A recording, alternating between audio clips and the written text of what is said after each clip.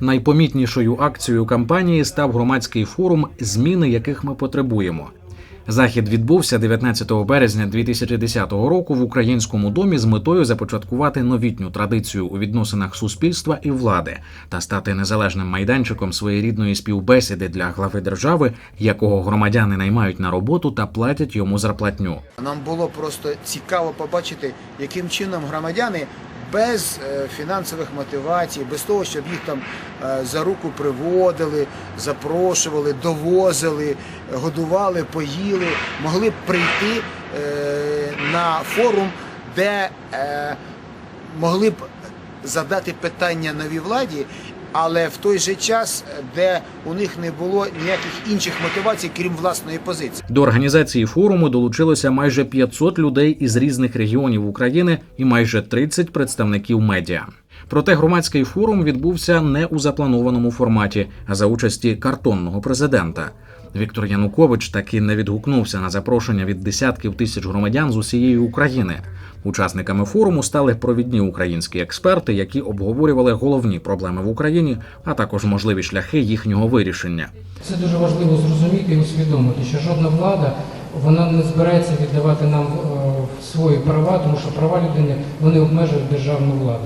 От саме цей формат комунікації і хоче змінити новий громадянин, щоб не тільки влада нам розповідала щось, а щоб влада вперше послухала, що ми хочемо їй сказати, громадськість, почула питання наші і дала відповіді на питання. Зокрема, для мене стала абсолютно очікувана реакція або відсутність якоїсь реакції і ігнорування потреб громадянського суспільства у взаємодії і в діалозі з владою з боку сьогоднішнього керівництва нашої держави.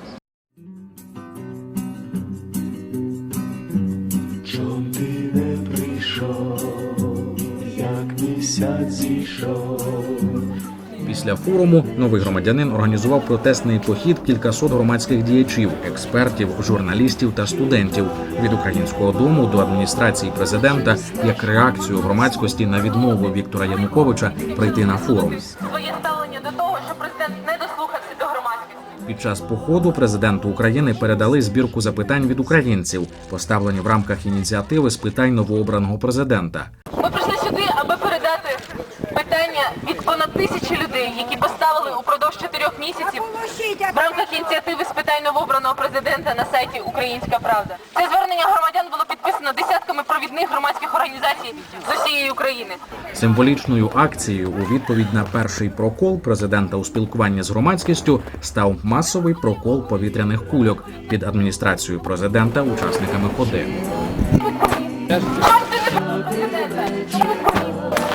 Байдуже! Не буде! Чом ти не прийшов?